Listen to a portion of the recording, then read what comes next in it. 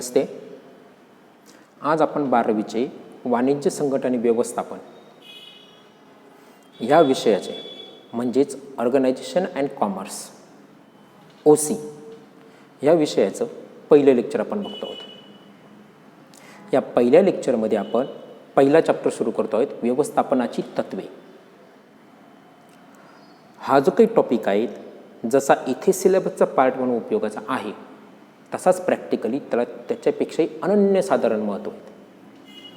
कारण हे जे काही व्यवस्थापनाची तत्वे म्हणजे प्रिन्सिपल्स ऑफ मॅनेजमेंट हा टॉपिक 12वी सोबतच BComच्या सब्जेक्टमध्येही आहेत, SY BComला. त्यानंतर MBA, BBA, BCA आणि त्यानंतर प्रत्येक ठिकाणी आपल्याला त्याची गरज पडणार आहे. आता हे तर झालं सिलेबसच्या बाबतीमध्ये, परंतु प्रत्यक्षात नोकरी करताना किंवा व्यवसाय करताना याची नितांत आवश्यकता आहे.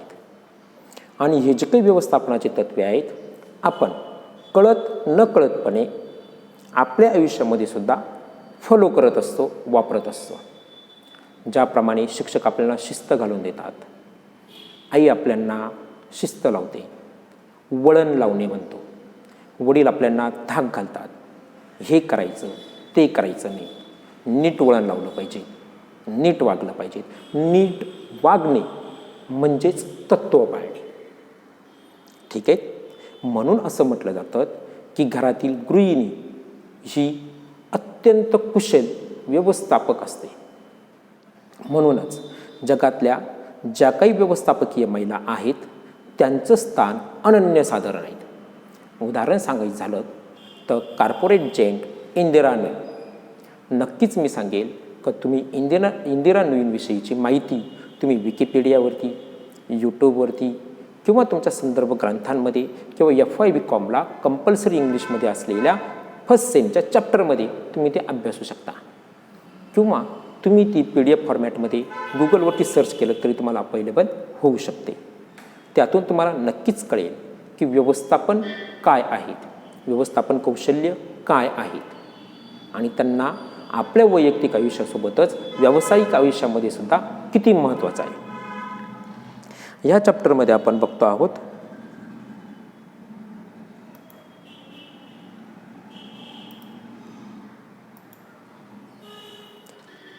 ह्या व्यवस्थापकीय तत्व.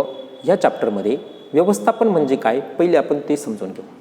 व्यवस्थापन म्हणजे घर म्हणजेच कुटुंब, व्यक्तिगत आयुष्य, व्यवसाय, कार्यालय ते सरकारी असो किंवा खाजगी असो यांची कारभार व्यवस्थित चालवण्यासाठी जी यंत्रणा उभारली जाते त्याला व्यवस्थापन असं म्हटलं जातं.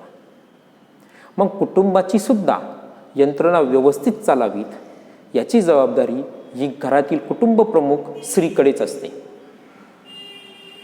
म्हणून जाणीवपूर्वक सांगतो की कुटुंब प्रमुख स्त्री ही अनन्यसाधारण व्यवस्थापकीय कौशल्य असणारी व्यक्ती आहेत. व्यवस्थापन ही संकल्पना मुळातच सर्वव्यापी आहेत असं म्हटलं जातं. त्याला कारणही तेच आहे. आता ती सर्वव्यापी किती आणि कशी हे आपण समजून घेऊयात. मग व्यवसाय म्हटलं तर तो अगदी सूक्ष्म म्हणजेच कुटीर असोत, घरगुती केले जाणारे व्यवसाय, तो सूक्ष्म स्वरूपामध्ये असो, तो लघु उद्योग असू द्यात, मध्यम उद्योग असू द्यात किंवा अवजड म्हणजेच मोठे उद्योग असू द्यात.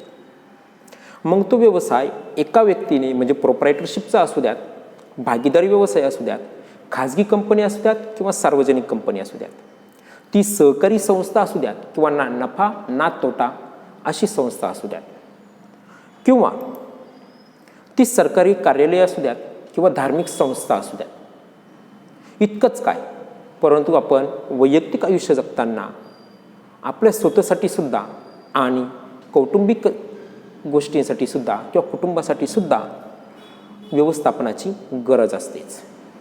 यावरून तुमच्या असं लक्षात येईल की व्यवस्थापन म्हणजे काय आणि व्यवस्थापनाची व्याप्ती किती मोठी आहे. मग व्यवस्थापन काय करतं, व्यवस्थापनाचं नक्की काम काय आहे, तर आपण आत्ता जे काही घटक शिकलोत ह्या घटकांकडे असणाऱ्या संपत्तीचं योग्य प्रकारे समन्वय आणि ताळमेळ साधून त्यांची गरज पूर्ण करणे. किंवा त्यांचा कार्यक्षम वापर करणे याला व्यवस्थापन असं म्हटलं जातं आणि ही व्यवस्थापनाची गरज आहे.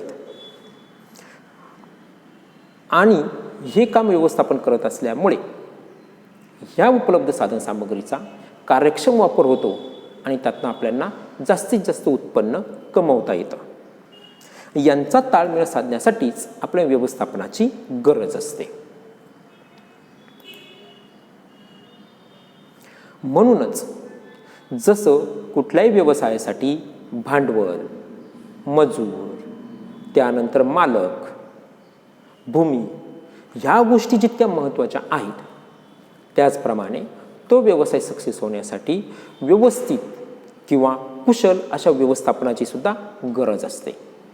म्हणूनच भूमी, श्रम, भांडवल आणि संयोजक यासोबतच व्यवस्थापन हा सुद्धा व्यवसायाचा एक स्रोत म्हणावं लागेल किंवा म्हटलं तर काही वावगं होणार नाही.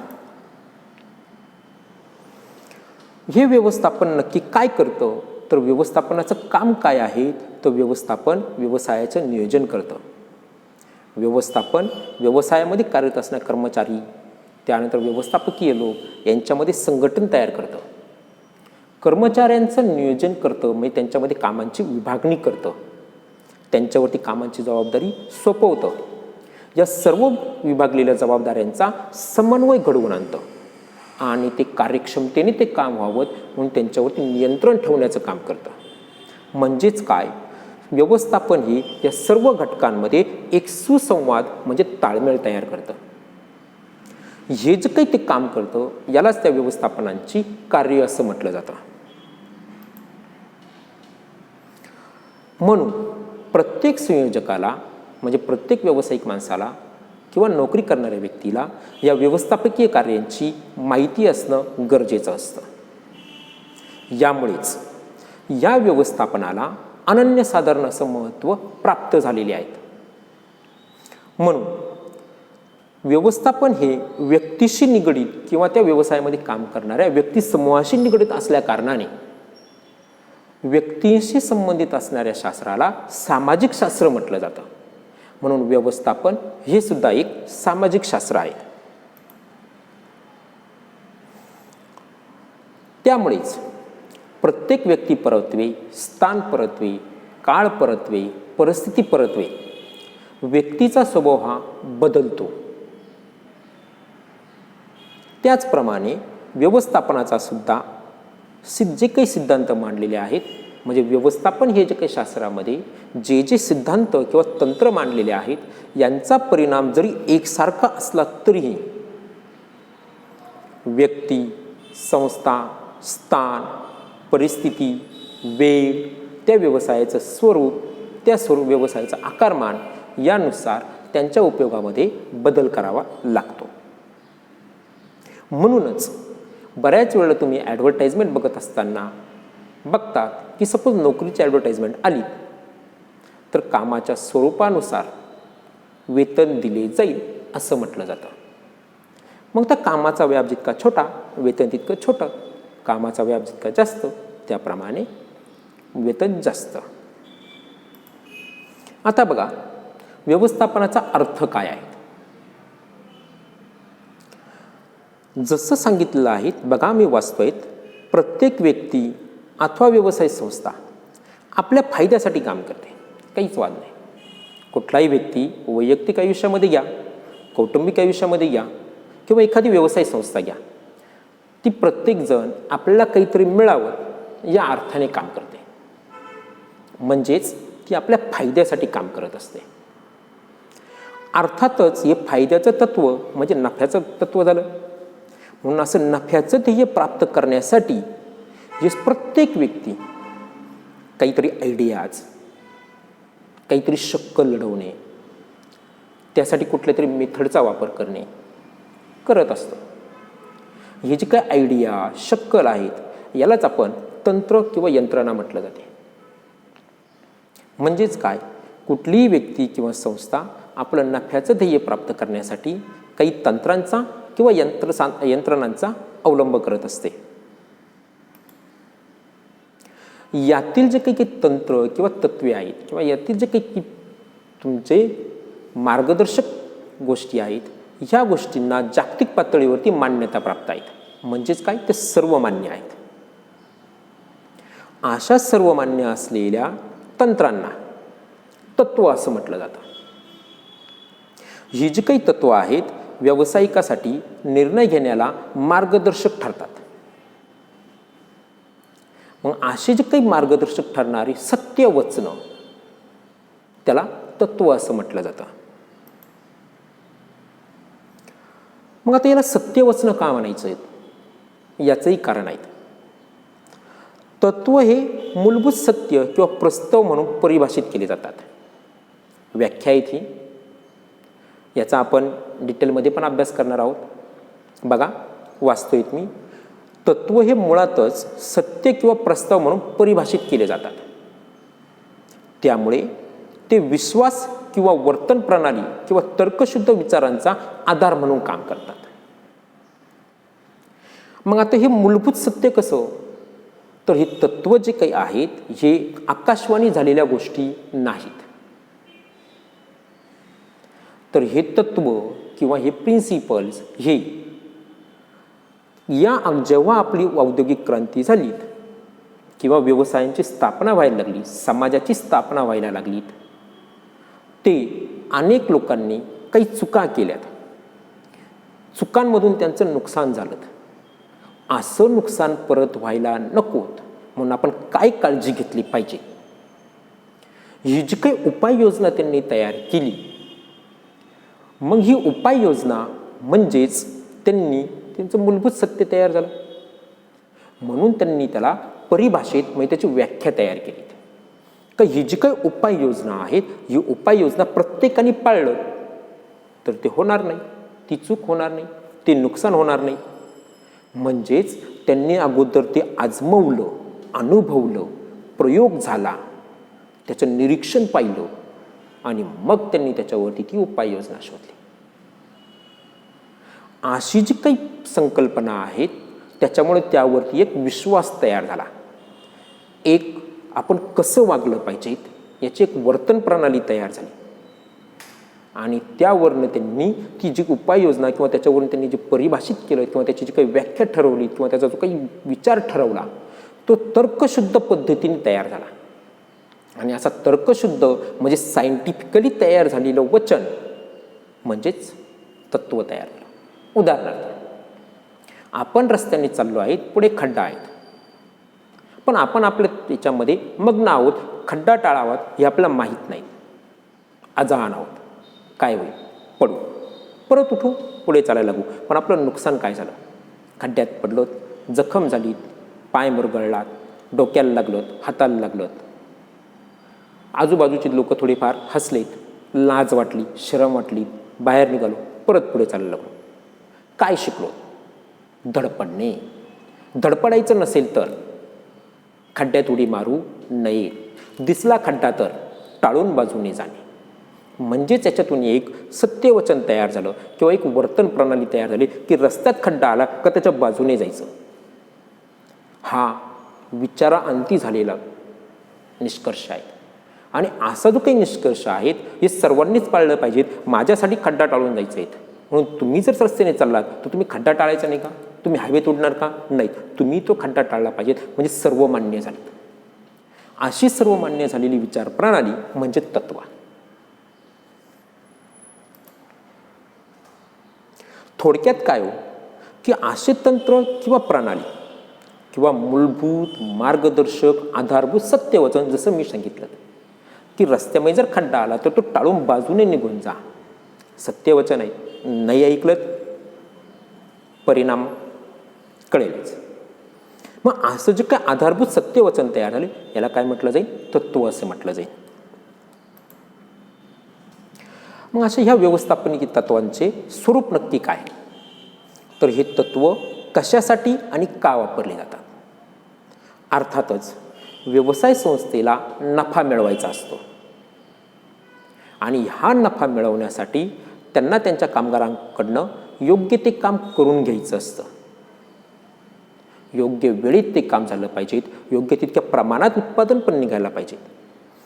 म्हणजेच कामगारांनी कामावर आल्यानंतर कशा प्रकारे काम करावं, कशा प्रकारे वर्तन करावं, याच्यासाठी आपण मार्गदर्शन करतो. जसं एक आई घरामध्ये पाहुणे आल्यानंतर आपल्या घरातील मुलांनी कसं बसावं, कसं बोलावं, पाहुण्यांना पाणी आणून द्यावं, इतकंच काय तर जेवण करताना कसं बसावं, जेवण कशा पद्धतीने करावं, कोणत्या हाताने करावं,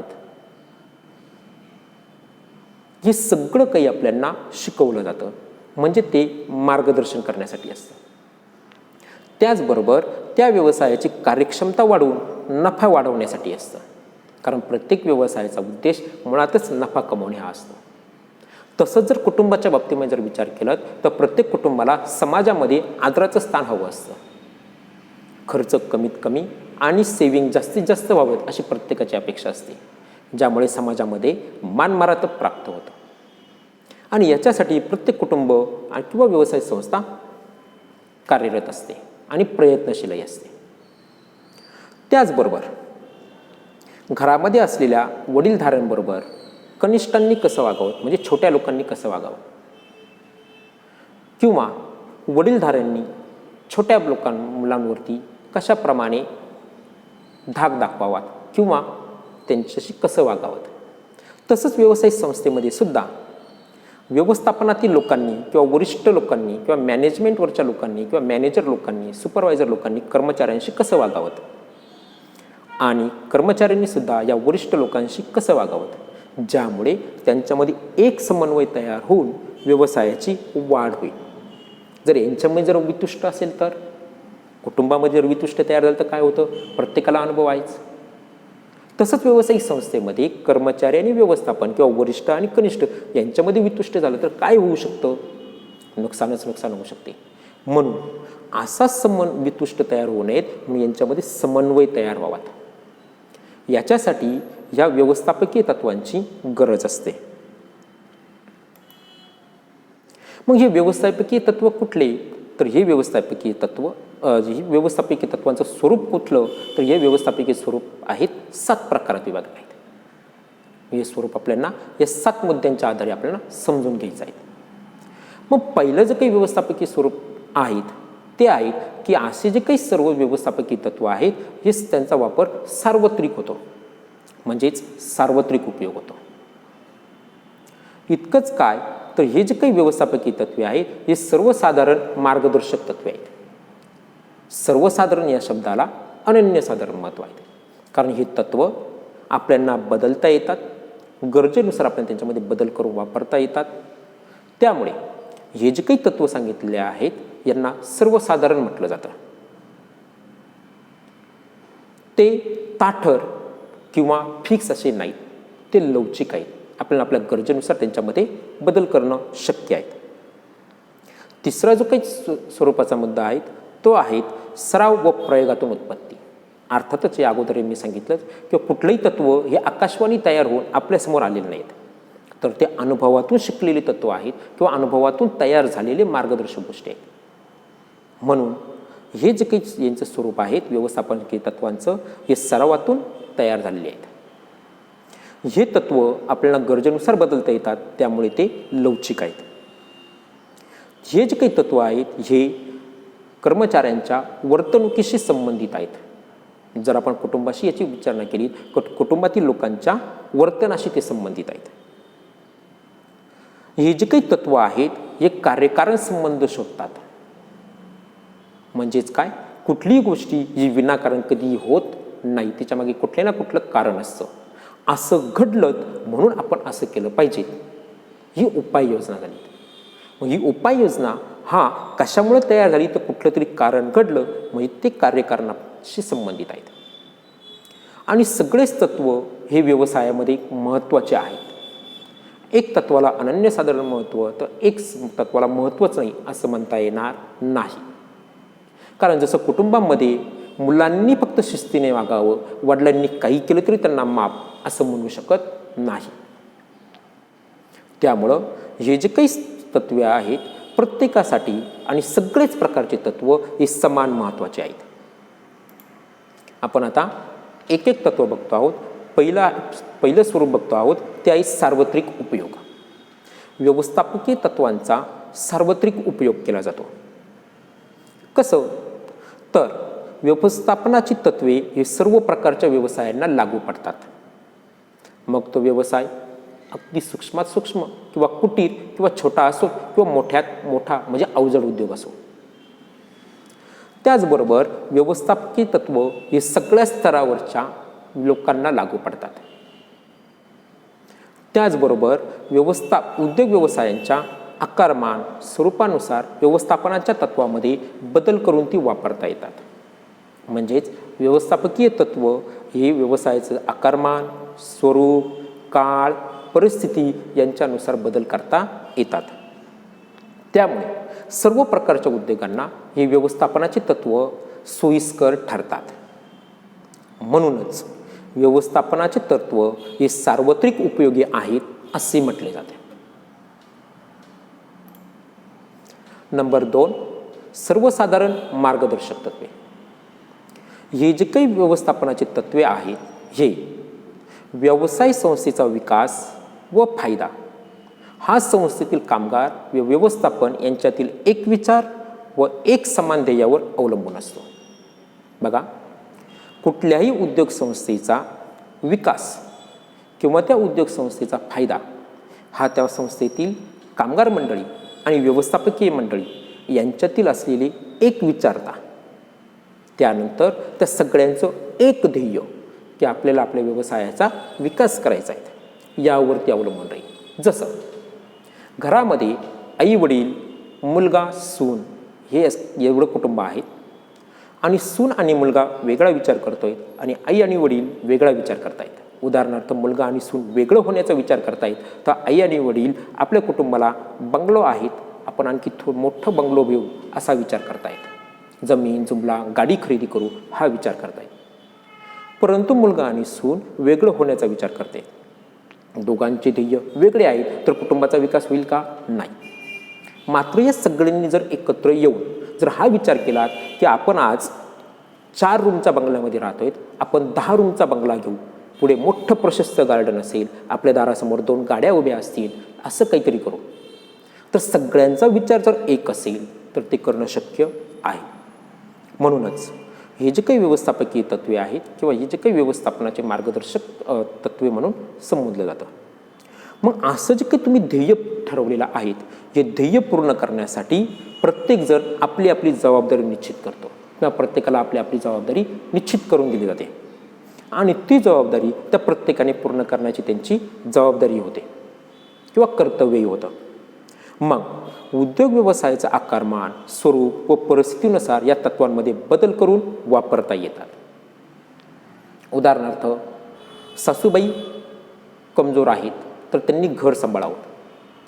2 स्त्रियांचं घरामध्ये काही काम नाही आहे तर सुनबाई नोकरीला गेल्या तरीसुद्धा चालतील, ज्यामुळे उत्पन्न वाढेल. म्हणजेच काय, आकारमान स्वरूप परिस्थिती काळ यानुसार आपण त्या तत्वांमध्ये बदलही करता येतो. ह्याच सगळ्या गोष्टींमध्ये व्यवस्थापनाची तत्वे हे बदल करता येतात. त्यांच्यामध्ये लवचिकता आहेत. म्हणजेच तयार झालेलं तत्व जसंच्या तसंच वापरलं पाहिजे असं बंधन नाही. म्हणून तयार केलेली तत्वे ही तुमच्यासाठी सर्वसाधारण मार्गदर्शक आहेत. हे जे काही तत्वे आहेत हे सरावातून आणि प्रयोगातून तयार झालेले आहेत. मी प्रत्येक वेळेला सांगतो की व्यवस्थापनाची तत्वे अचानक झालेली भविष्यवाणी नाही किंवा आकाशवाणी नाही. म्हणजेच काय की ही तत्वे अनेक लोकांनी त्यांनी जे अनुभव घेतलेत, प्रयोग केलेत, निरीक्षणं केलीत यातून तयार झालेली आहेत.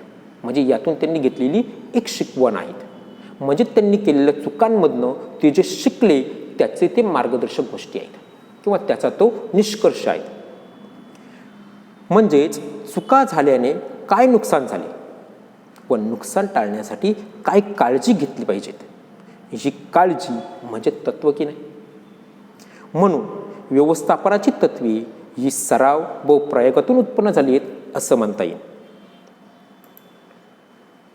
व्यवस्थापनाची तत्वे हे लवचिक आहे.